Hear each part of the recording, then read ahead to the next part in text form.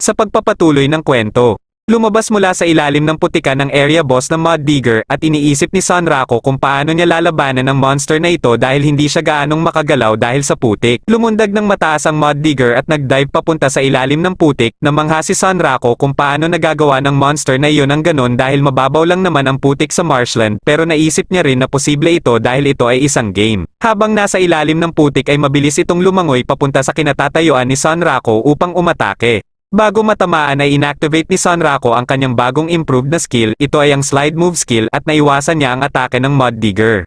Dahil sa pakikipaglaban niya sa Lycagon ay ilan sa mga skills ni Sanrako ay na-improved at ang tamang paggamit ng mga ito ang magiging susi upang manalo siya sa laban na ito. Muling umatake ang Mud Digger gamit ang kanyang malaking bunganga, ngunit napigilan ito ni Sanrako gamit ang kanyang Vorpal Choppers, sabay activate ng kanyang improved skill na Repel Counter. Ito ang improved version ng kanyang Perfect Parry skill at sa skill na ito ay maaari siyang mag-counter attack pagkatapos masangga ang atake ng kalaban. Nababahala si Sanrako dahil ilang segundo pa lang ang kanilang laban ay nagamit na niya ang kanyang dalawang skill sa pag-ilag sa mga atake ng Mud Digger at hindi niya alam kung paano niya iiwasan ang susunod na atake dahil sa ngayon ay on cooldown ang kanyang mga skills. Muling umatake ang Mud Digger at walang magagawa si Sanrako para iwasan ito dahil hindi pa niya magamit ang kanyang mga skill na slide move at repel counter. Ngunit inilabas ni Emol ang kanyang magic libro at nagcast ng spell na Magic Edge at direktang tumama ito sa Mud Digger na dahilan para bumagsak ito sa putikan. Na-realize ni Sanrako na hindi siya nag-iisa sa laban na ito dahil ngayon ay meron na siyang partner na kanyang maaasahan. Hindi niya gustong umasa sa isang NPC na mas malakas sa kanya ngunit ayaw niyang sayangin ang pagkakataong ito. Gamit ang kanyang skill na Axel na pansamantalang nagbibigay ng bonus sa strength at agility ay minadaling lapitan ni Sanrako ang Mud Digger habang hindi pa ito nakaka-recover sa kanyang pagbagsak dahil sa atake ni Emol. Ngunit kahit gamit ang skill na ito ay hirap pa rin kumilos si Sanrako kaya bago pa siya makalapit sa Mud Digger ay nakabangon na ito. Sa muling pag-atake ng Mud Digger ay ginamit ni Sanrako ang improved version ng skill na Screw Pierce, ang Spiral Edge upang pigilan ito. Pagkatapos ay sinamantala ni Sanrako ang pagkakataong iyon upang gamitin ang kanyang Edge Climb skill at sinimulang umakyat sa katawan ng Mud Digger. Pagtungtong sa taas ay humiling ito kay Emol na gumamit ng malakas na spell upang atakihin ito. Naintindihan naman ito ni Emol at agad na inactivate ang kanyang magic na Add Spell, isang spell na nagpapalakas sa susunod na spell na kanyang gagamitin. Sinubukan ng Mud Digger na kainin si Emol at Sanrako habang sila ay nakatungtong sa ulo nito, ngunit hindi nagtagumpay dahil 10 segundo na ang nakakalipas kaya muling ginamit ni Sanrako ang kanyang skill na Repel Counter. Dahil natapos na mag-charge si Emol ay sinundan niya ito ng isang malakas na atake gamit ang kanyang Power Boost Magic Edge, tinamaan ng Mud Digger at bumagsak ulit ito.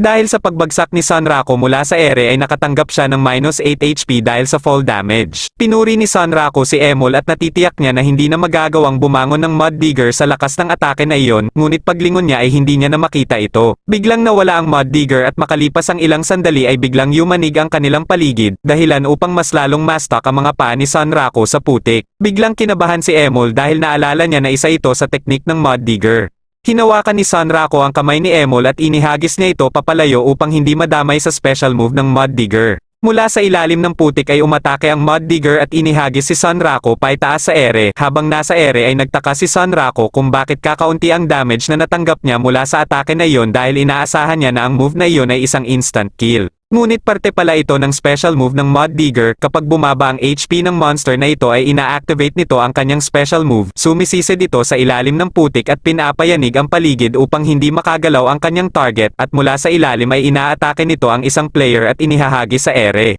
Dahil maliit lang ang damage na natanggap ni Sanrako mula sa atake na iyon ay nasisiguro niya na balak siyang patayin ng monster na ito sa pamamagitan ng fall damage o damage na natatanggap kapag nalaglag mula sa ere. Sinubukang mag-isip ni Sanrako ng paraan upang makaligtas, ngunit sa huli ay wala siyang naisip na gagana kaya nasisiguro na niya ang kanyang kamatayan. Ngunit hindi sumuko si Emol at nagawa niyang maabot si Sanrako ilang sandali bago mahulog at inactivate ang kanyang spell na Magic Scroll Teleport at na-teleport sila sa itaas ng Mud Digger. Sa game na ito ay mayroong isang skill na tinatawag na Meteor Fall na gumagamit ng pababang enerhiya at si Sanrako ay nakakuha ng maraming pababang momentum habang bumabagsak at kasamang na-i-teleport ang enerhiyang ito gamit ang skill ni Emol papunta sa tapat ng ulo ng Mud Digger. Kaya ang sitwasyon ay kakamatay sana ni Sanrako ay naging isang risky at powerful na attack dahil sa nakuhang kinetic energy sa pababang momentum ni Sanrako habang bumabagsak mula sa ere at na-i-teleport ni Emol ang enerhiyang ito papunta sa taas ng ulo ng Mud Digger.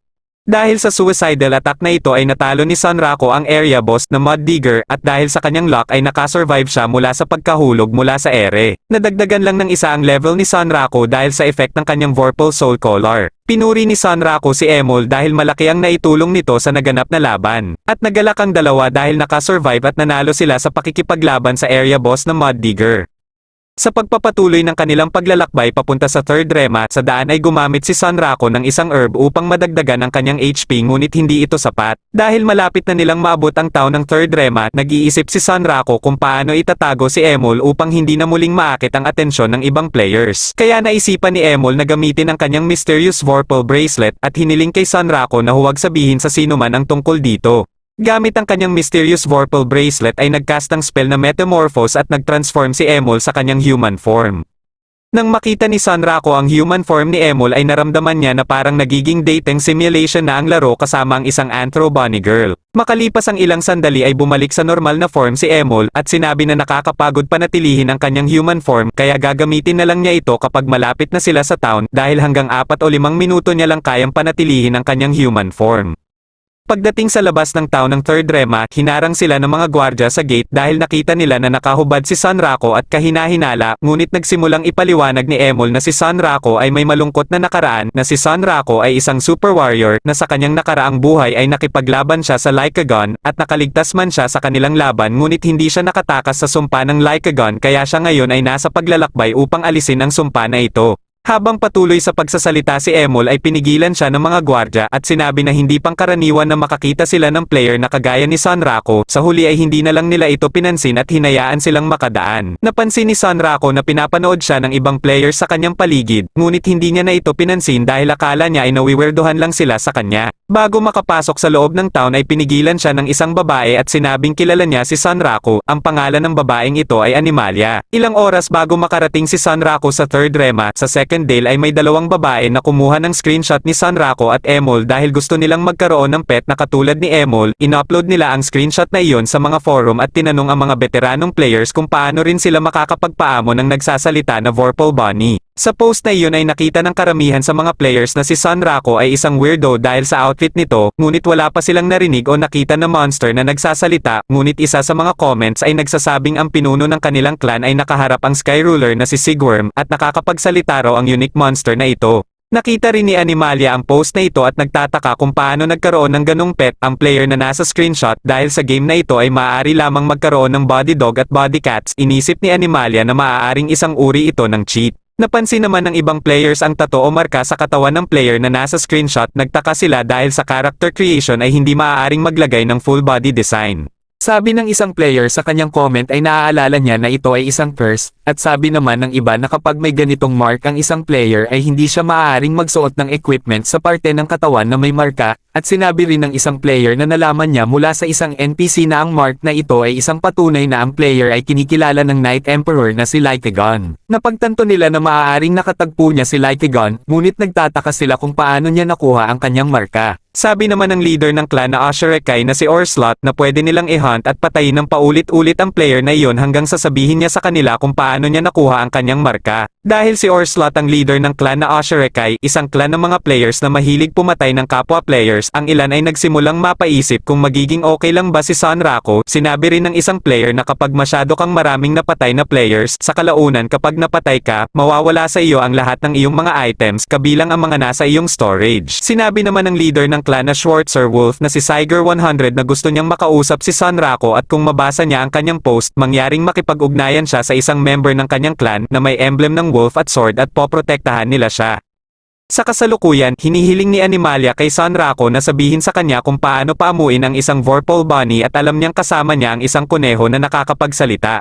Nagulat si Sanrako dahil alam ni Animalia ang tungkol kay Emol, ngunit hindi niya gustong magbahagi ng impormasyon tungkol sa kanyang na-encounter na unique scenario dahil siya mismo ay hindi rin alam kung paano niya ito na-trigger. Habang nag-uusap ay bigla silang inatake ng isang player ngunit nagawa nilang umiwas. Pagkatapos umatake ay tinawag niya si Sanrako bilang Revolutionary Knight Sanrako. Dahil dito ay agad na nakilala ni Sanrako kung sino ang player na iyon at tinawag niya itong Pencil Knight. Ipinaliwanag ng player na ito na sa SLF ay hindi Pencil Knight ang kanyang pangalan kundi Arthur Pencil Gun. Napansin ni Sanrako na si Arthur Pencil Gun ay level 99 at may player kill icon.